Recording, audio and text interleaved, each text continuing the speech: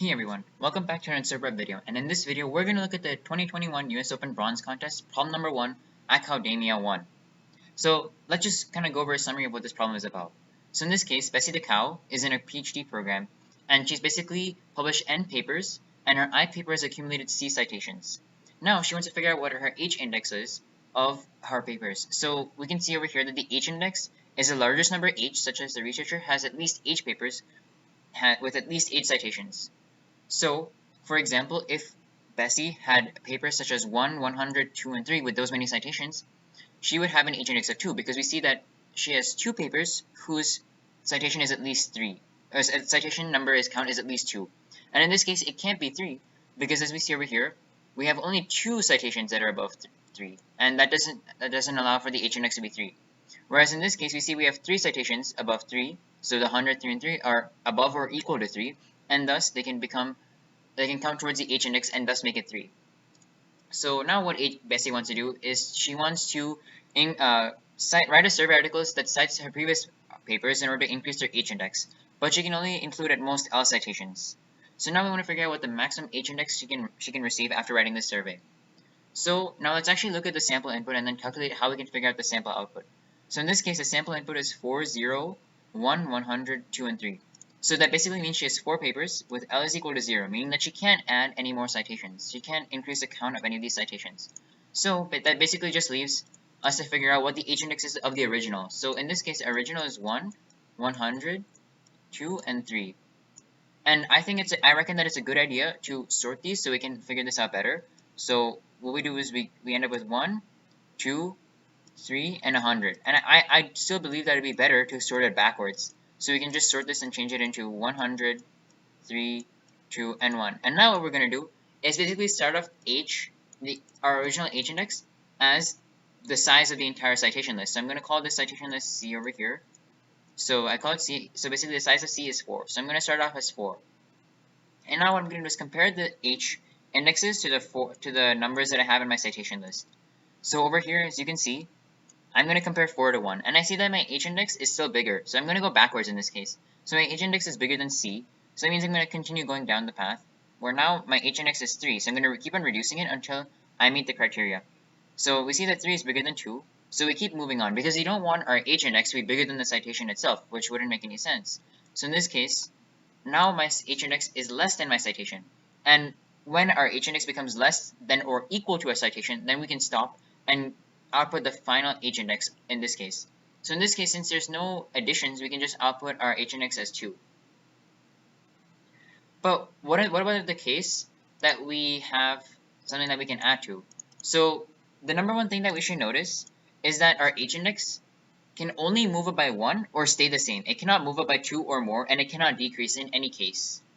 And we can also notice that each citation count for each paper can only be increased by 1 because we only have one survey article. And we cannot cite the same paper twice. So now let's actually try calculating this over here. So we have 100, 3, 2, and 1, which is the same numbers that we had before, so we can just order them as such, which is the backwards way that we did before. But now we also notice that we have L is equal to 1, meaning that we can basically add one citation to any of the papers over here. And the paper that we would obviously choose in this case would be 2, because now if we add 2, we see that we go back to this situation over here where the paper counts are 1, 100, 3, and 3, and then 3, which increases our H index to 3. But how would we compute that given an arbitrary list of integers, right? So what we can notice is that our H index originally, without the L being considered, is 2. So that means that we kind of left off at this situation over here where H index is 2, and that's less than what our C count is over here. So in order to, basically what we can do is basically just keep on adding L's, keep on adding 1 to each of the citations and continue L times. So in this case, L is only 1, so we can add 1 to this, and this becomes 3. And now once we're done with this process of adding citations, we can just compute the H index again and output it. So now let's actually get into the code and see how we can program this. So I already have this over here, so we have include IOStream. And now I'm also going to use vectors, and I'm going to use a package of algorithm so that I can actually sort it. So over here, vector, and then include algorithm. So now that I can actually sort it.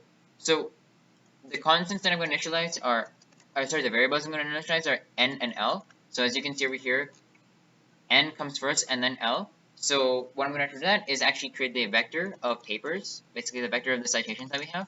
So I'm going to call it vector papers. And obviously if you use namespace standard, I forgot that. And now what we're going to do is just read in n and l first. So that's what we're going to do. So read in n and then l. And then we're going to read in the papers. So for int I is equal to 0, I is less than n, I plus plus, I'm going to create an arbitrary variable x, and then I'm going to read that in. And then I'm going to push back that into papers. And there we have it. It's giving me an error. Oh yeah, I meant to put this as papers, right? Okay.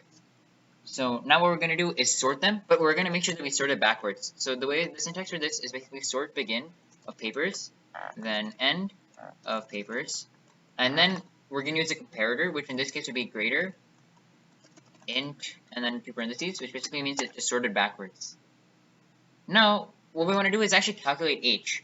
Well, we're actually going to calculate h twice anyways, assuming that l will be greater than 0, so it might be just more efficient to create a function for it. So I'm going to say int index, and I'm just going to call it like that. And what I'm going to do is use the process that we described before, where I initialize the index, I initialize the h value to the size of the papers. So I'm going to say int h is equal to papers.size. And then what I'm going to do is I'm going to use the while loop that we talked about before. So while h is greater than 0, because obviously you don't want h to be less than 0, because otherwise we get like an array out of bounds, because we can't access an array element that's less than 0. So while that's true, and the papers at h minus 1 is less than h. So the reason we're using h minus 1 is because, for example, this is index 3 over here, right? And we can't access index 4, which is what h is. We can't access index 4, so we have to use the index of h minus 1. And the reason for that is just because of the index mismatch.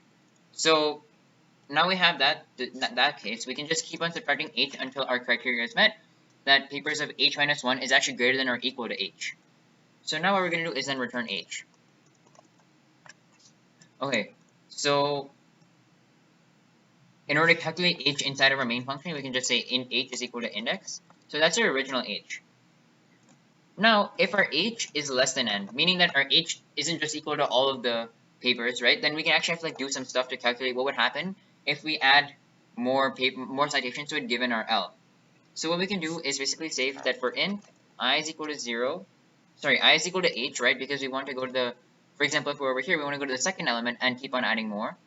So if I is equal to h, and I is greater than or equal to the max of 0, and h minus L plus 1, and then I minus minus. So the reason why I said max of 0 and h minus L plus 1, well, first of all, I want to make sure that I is greater than 0, so that's why the max of 0 is there. So if h minus L plus 1 is less than 0, then I'm going to stop at 0 no matter what. And that's to ensure that when I increment the count of the papers, I don't access an element that's below 0. I don't access an element with the index that's below 0. And then the h minus L plus 1 is basically there because you want to keep on going backwards, right? So for example, we have L over here. So you want to go backwards by 1 and then increment that. If we were to have L is equal to 2, then we'd have to go backwards by 2 and then increment that.